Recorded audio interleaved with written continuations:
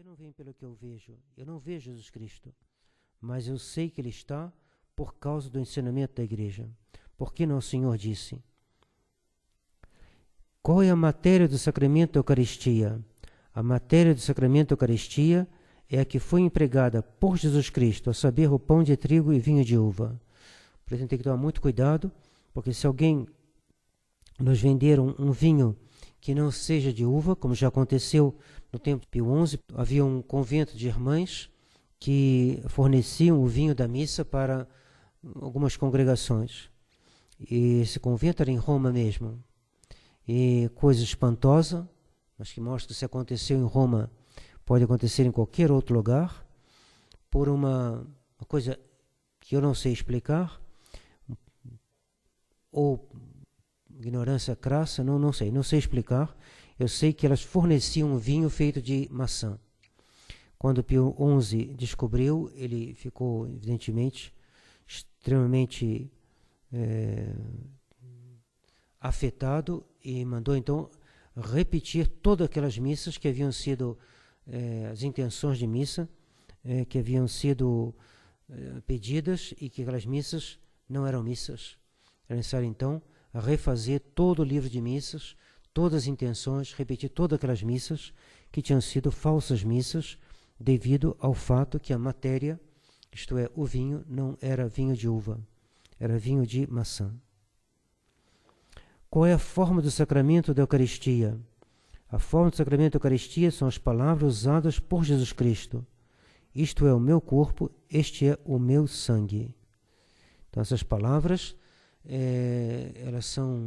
elas operam esta transubstanciação. Elas operam, são intimativas. Elas realizam o que elas significam.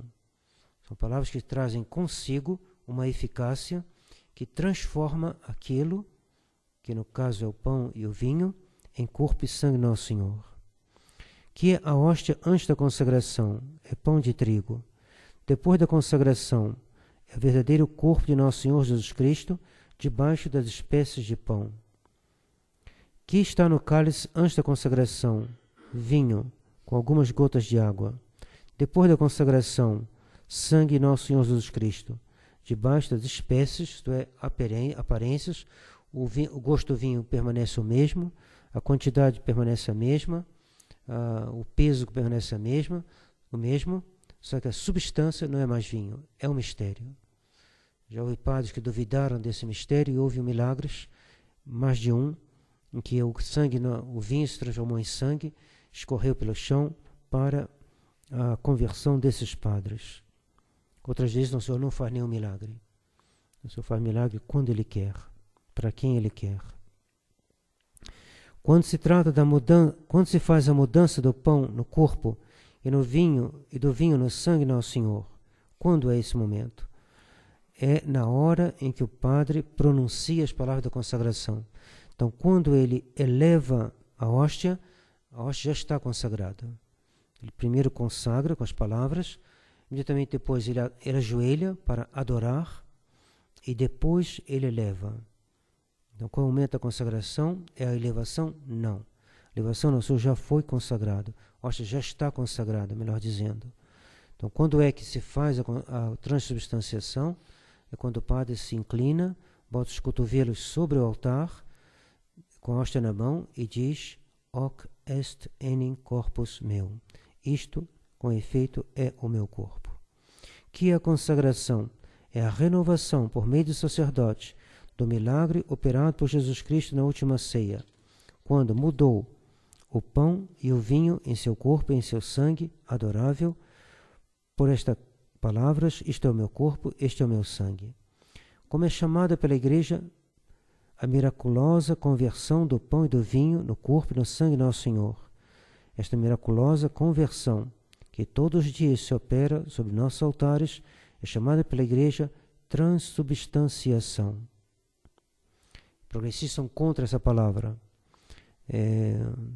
Se não me engano, Schillebeck, que é um teólogo holandês, queria usar uma outra palavra, que eu não me lembro mais, mas era mais ou menos a seguinte: transdestinação, significação, não queria usar a palavra transubstanciação, porque esses teólogos que têm filosofias modernas, eles têm uma outra noção de substância. Então, a palavra transubstanciação, isto é, mudança da substância, para eles não querem. Esse termo já foi consagrado pela Igreja nos seus documentos, e a Igreja, São Pio X dizia, a gente não pode mudar as palavras já fixadas pela Igreja. Mas modernistas querem mudar, porque mudando a palavra, eles mudam o conceito, mudando o conceito, eles mudam a fé da Igreja. Então ele queria uma transdestinação, uma mudança de significação. Aquilo agora representa outra coisa, mas não a palavra transubstanciação, que exprime a realidade do que acontece. Isto é, aquilo que era pão se torna corpo de Nosso Senhor. Quem deu tanta virtude às palavras da consagração foi o mesmo Jesus Cristo, Nosso Senhor, Deus onipotente, que deu tanta virtude às palavras da consagração. Depois da consagração não fica ainda alguma coisa do pão e do vinho? Depois da consagração ficam só as espécies do pão e do vinho. Que são as espécies do pão e do vinho? Dizem-se espécies a quantidade e as qualidades sensíveis do pão e do vinho, como a figura, a cor, o sabor. De que maneira podem ficar as espécies do pão e do vinho sem a sua substância? Como é que pode ter uma substância de uma coisa e a cor de outra? Como é que o sangue do Nosso Senhor pode ter gosto de vinho? Se é o sangue do Nosso Senhor, como é que pode ter ainda as espécies, isto é, essas qualidades, como o sabor, a cor, e isso, como isso? As espécies do pão e do vinho ficam maravilhosamente sem a sua substância, por virtude do Deus onipotente. Então, fica o gosto do vinho sem ser vinho. Fica a cor do vinho sem ser vinho. É uma coisa, a substância ali é o sangue do Nosso Senhor e as aparências é do vinho. Então, as aparências do vinho estão sustentadas não pela substância do vinho, mas por outra substância, que é o sangue do Nosso Senhor. Como é isso? Diz o Catecismo, ficam maravilhosamente sustentadas, permanecem sem a sua substância, por virtude do Deus onipotente. Debaixo das espécies do pão está só o corpo de Jesus Cristo, e debaixo da espécie do vinho está só o seu sangue. Tanto debaixo das espécies do pão, como debaixo das espécies do vinho, está Jesus Cristo vivo e todo inteiro, com seu corpo, sangue, alma e divindade. Então, quem recebe só a hóstia, recebe o corpo, o sangue, a alma e a divindade. Não precisa comungar com o corpo, com a hóstia, e o vinho, e o sangue, como querem alguns modernistas, que em si não é nenhum pecado, mas a Igreja determinou já há muitos séculos que recebessem só o corpo, só a hóstia, porque na hóstia está presente o corpo, o sangue, a alma e a divindade. Nosso Jesus Cristo está todo inteiro na hóstia consagrada. Então não é necessário de botar a hóstia dentro do sangue para dar às pessoas. Isso não tem a menor necessidade disso. E tem os inconvenientes de poder às vezes cair uma gota no chão e o sangue do Nosso Senhor fica profanado dessa maneira, e por isso a Igreja prefere, já há muito tempo, usar só a hóstia consagrada.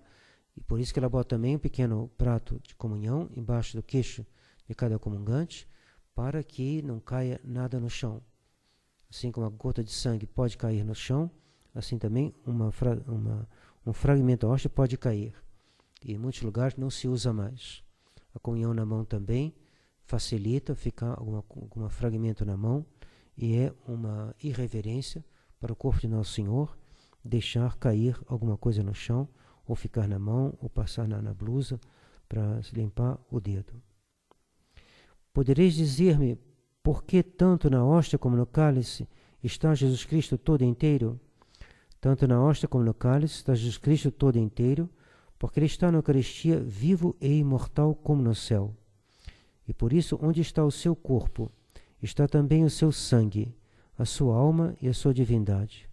E onde está o seu sangue, está também o seu corpo, a sua alma e a sua divindade, pois tudo isso é inseparável em Jesus Cristo. Então, por concomitância. Então, quando o padre diz, isto é o meu corpo, pela força da palavra do sacramento, a hóstia se torna só no corpo. Mas como Nosso Senhor está ressuscitado, onde está o corpo, está também o sangue, a alma e a divindade. Se os apóstolos tivessem rezado a missa na sexta-feira santa, após a morte de Nosso Senhor, e dissessem, isto é o meu corpo, ali estaria só o corpo e a divindade, porque a alma está separada do corpo e o sangue também. Nosso Senhor tinha perdido todo o seu sangue. Então estaria só o corpo e a divindade. A divindade sempre esteve unida ao corpo de Nosso Senhor. Por isso, Nosso Senhor não é exatamente um cadáver, seu corpo, quando desceu da cruz, porque ali está a divindade. Mas agora, quando o Padre diz, isto é o meu corpo, onde está o corpo? Devido ao fato de Nosso Senhor estar ressuscitado, então onde está o corpo? Está evidentemente também a sua alma. E não só a sua alma, mas o seu sangue. E não só a sua alma e o seu sangue, mas a sua divindade. Por isso, ao receber a hóstia consagrada, a gente recebe Jesus Cristo todo inteiro. Quando Jesus Cristo está na hóstia, deixa de estar no céu. Quando Jesus Cristo está na hóstia, não deixa de estar no céu, mas encontra-se ao mesmo tempo no céu e no Santíssimo Sacramento. Jesus Cristo está presente em todas as hóstias consagradas do mundo? Sim, Jesus Cristo está presente em todas as hóstias consagradas do mundo. Como é possível que Jesus Cristo esteja em todas as hóstias consagradas? Jesus Cristo está em todas as hóstias consagradas por efeito da onipotência divina, a quem nada é impossível. Quando se parte a hóstia, parte-se também o corpo de Jesus Cristo? Quando se parte a hóstia, não se parte o corpo de Jesus Cristo, mas parte somente as espécies do pão. Nosso Senhor está ali como substância. Se eu toco uma pessoa no ombro ou na mão, eu toco a mesma pessoa. A pessoa não está mais no ombro do que na mão. É a mesma pessoa que eu toco. Então, se eu pego a hóstia e parto em 2 pedacinhos, porque está faltando hóstia, não vai dar, a pessoa que recebe Jesus Cristo todo inteiro. Corpo, sangue, alma e divindade.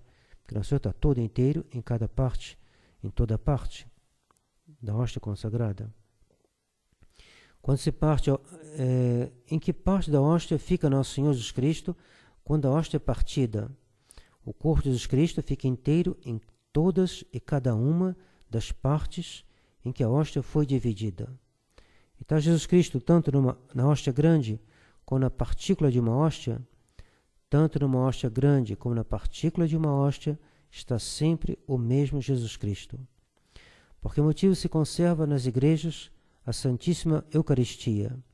Conserva nas igrejas a Santíssima Eucaristia para que seja adorada pelos fiéis. Então, fica ali para ser adorado. Nosso Senhor quer ser visitado. Ele quer que a gente visite Nosso Senhor. Conheci uma menina lá de São Paulo. Ela está se preparando para entrar na vida religiosa. Ela passa 1h30, visita ao Santíssimo todo dia. Então, por que faz isso? Porque é o desejo da igreja. E convém fazer isso. Porque motivos concerne as igrejas a Santíssima Eucaristia, para que seja adorada pelos fiéis, levada aos enfermos e quando necessário. Deve-se adorar a Eucaristia será adorada por todos, porque ela contém verdadeiramente, real e substancialmente o mesmo Jesus Cristo, nosso Senhor. Por isso, no domingo, depois de vésperas, nós costumamos fazer, hoje não sei se vai haver, porque eu tenho que viajar para Nápoles, mas normalmente nós fazemos a adoração do Santíssimo e com a bênção do Santíssimo. Por quê? Porque Nosso Senhor deve ser adorado. E a igreja prescreve um modo de ser adorado nessa exposição do Santíssimo, seguida da bênção do Santíssimo. Então, que Deus nos dê uma grande fé nesse sacramento, que é a fonte de todas as graças, porque ele é não só um sacramento, mas também um sacrifício, como veremos na próxima vez. Ou melhor, numa das próximas vezes. Que primeiro ele vai expor o sacramento Eucaristia como sacramento e depois tratará da Eucaristia como sacrifício. Em nome do Pai, do Filho e do Espírito Santo. Amém.